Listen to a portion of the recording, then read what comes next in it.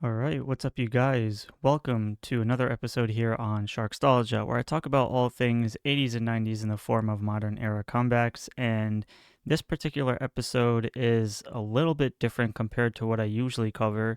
And that's because, like the channel says, it's Sharkstalgia, aka nostalgia.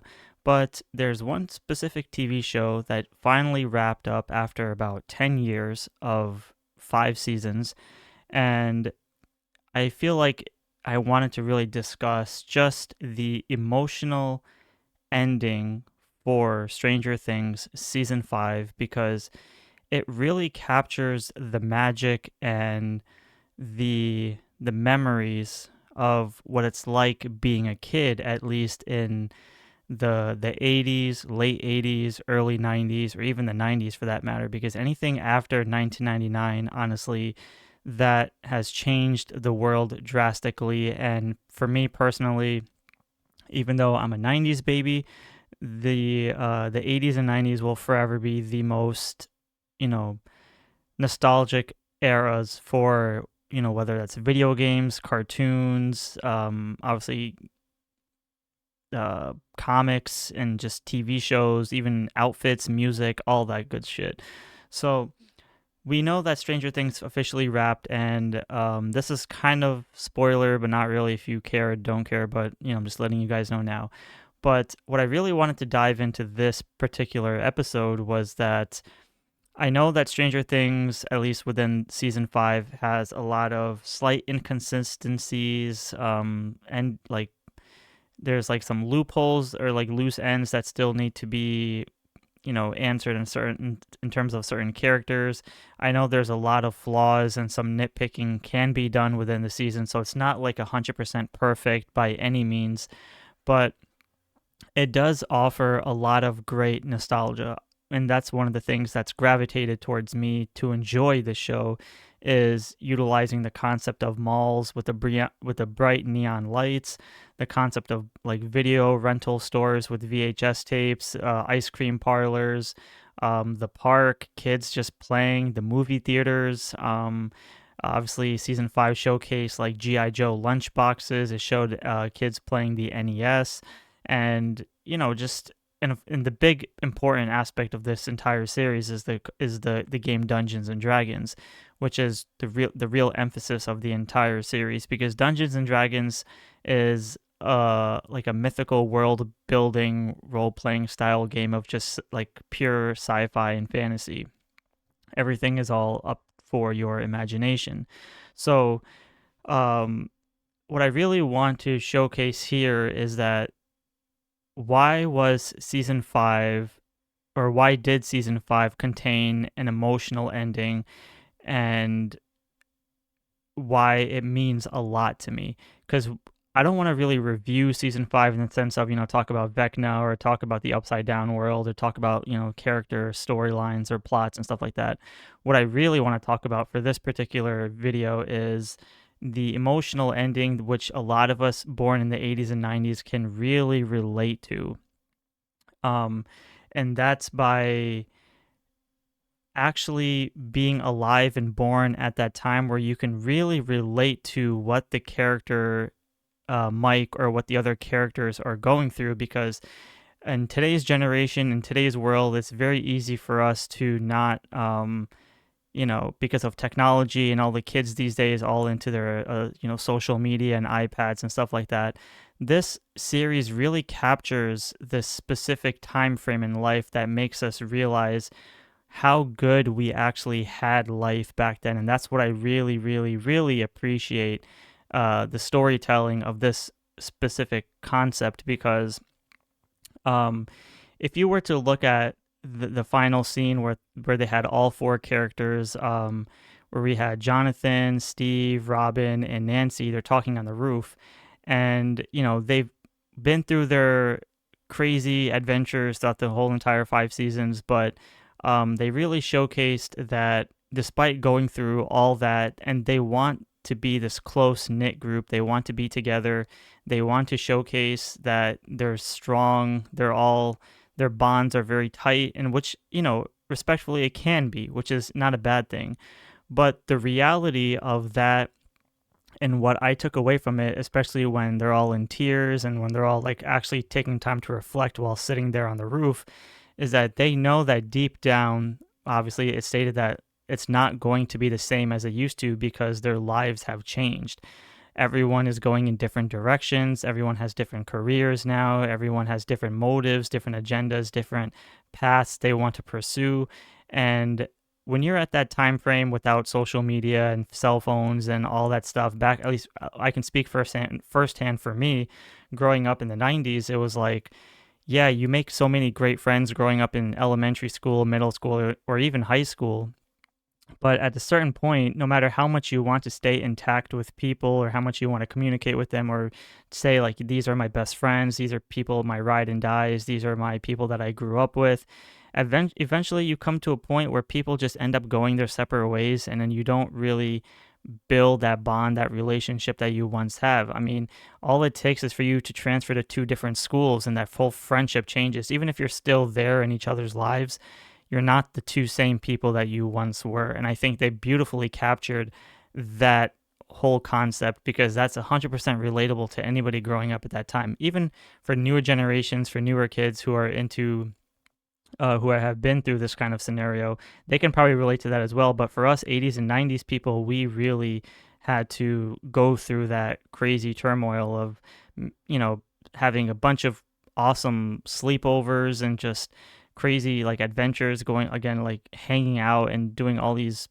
you know, just fun stuff without having our parents like be fully aware or scared that we're gone missing or whatever. It's just like they trusted us to, and we would eventually just come back home whenever the lights, the street lights turned on, right?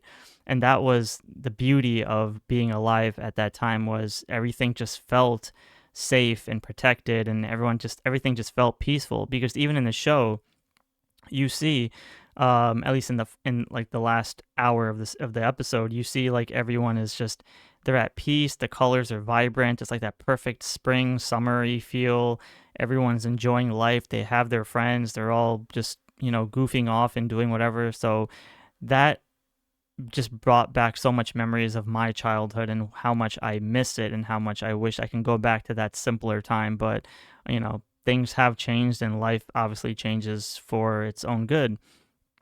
Um, and then the second story, or the second incident I do want to share, is the ending scene with Mike when he's playing Dungeons and Dragons with all his friends.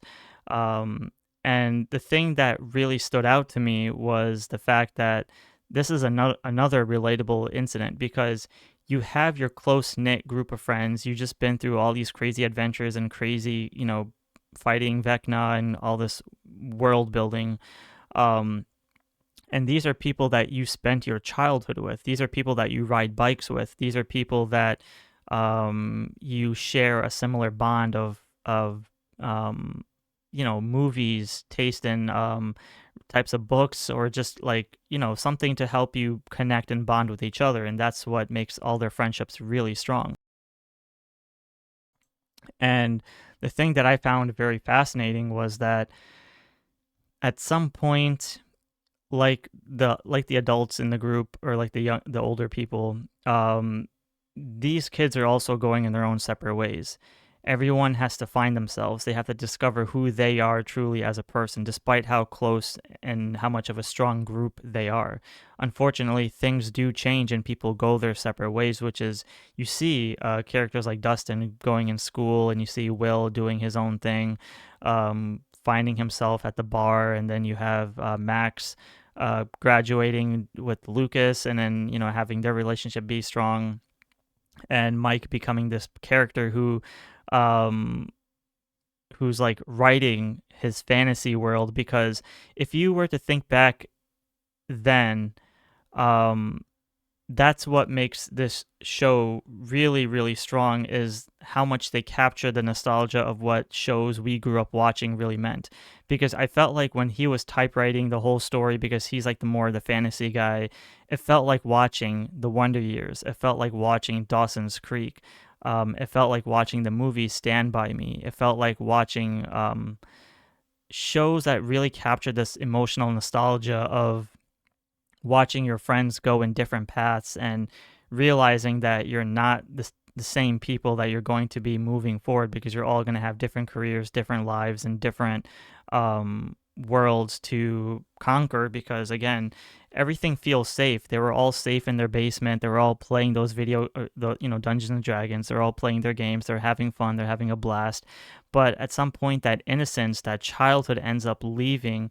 And when they're closing the books or the binders and they're putting it on the shelves, it's kind of like an homage to like how we grew up back in the 80s and 90s of, we are never sure at what point in our lives it was the last sleepover we ever had with our best friends. What was the last time we did so and so to kind of close that chapter, realizing that we're heading into adulthood. We don't know at what point in time was the last time we rode our bikes, the last time we put away a VCR, the last time we put away, or sorry, VHS tape, or the last time we used a cassette tape to play a song, the last time we used a vinyl, or stuff like that, or the last time we took out our action figures. What was the last time we put them away in a box and realized that the next day we all grew up and decided to not have that energy or feeling anymore because we're growing up into different worlds. So I think they captured that so well, because it kind of hits you in that emotional feel that for those that are like in their 30s or even 40s can really relate to this specific ending of letting go of things and accepting that life changes. And that's why seeing Mike standing there and kind of having tears in his eyes is kind of him accepting, obviously, like he's thinking of 11 and all that stuff, which I don't want to talk about, but he's accepting the fact that this could be the last time that him and his friends are children. This could the last time him and his friends are in that fantasy world of letting go of what life or reality really is, because now they all have to go in their own separate ways. This is him accepting the fact that they had a nice childhood. They had a great time of being in their youth, because now when he sees his sister Holly and all of her friends play Dungeons and Dragons in the game, in the series, he looks at them and starts having tears in his eyes. And at that point, he sees that their world is just about to begin. Their lives are just about to start. They're about to branch into this whole universe of storytelling, friendships, drama, this and that, because they're at that super peak innocence. They still have a whole life ahead of them, whereas these guys, the middle crowd, they've been through they graduating or graduated, and now they're just they're heading into the real world with careers and learning how to let go. And for us growing up at that time, letting go was a very hard concept. It was like, we don't want things to change. We don't want to accept fate of letting people go or losing people in our lives, because we want to hold on to people as much as we can. But as much as we try to, eventually things don't turn out the way it is. And that's what makes it really sad and emotional, at least for me. So that's basically what I really wanted to talk about in this particular episode. And that's why I think despite all the nostalgia that they offer throughout the show, despite all the fantasy, the sci-fi, the monsters, at the end of the day, when you're a child, when you're like a little, even if a middle schooler, high schooler, whatever, and you hold on to that imagination of what reminds you of your childhood, your youth, you start to think and see life differently. Whatever happens in your life, you also imagine a different course in a different path, of how you wanted the outcomes to turn out. And that's what Mike, despite the Duffer Brothers trying to give us a reality of we can choose whether Mike was telling the truth about what the ending was, or 11, spoiler alert, really died or not. That's really up to us to decide, because again, it's all about fantasy. It's all about story building. It's about world building. So, and that's why if you play Dungeons and Dragons, it's all about having your character have different outcomes, different endings, and trying to figure out like how to have a full circle moment with all the characters that are around you.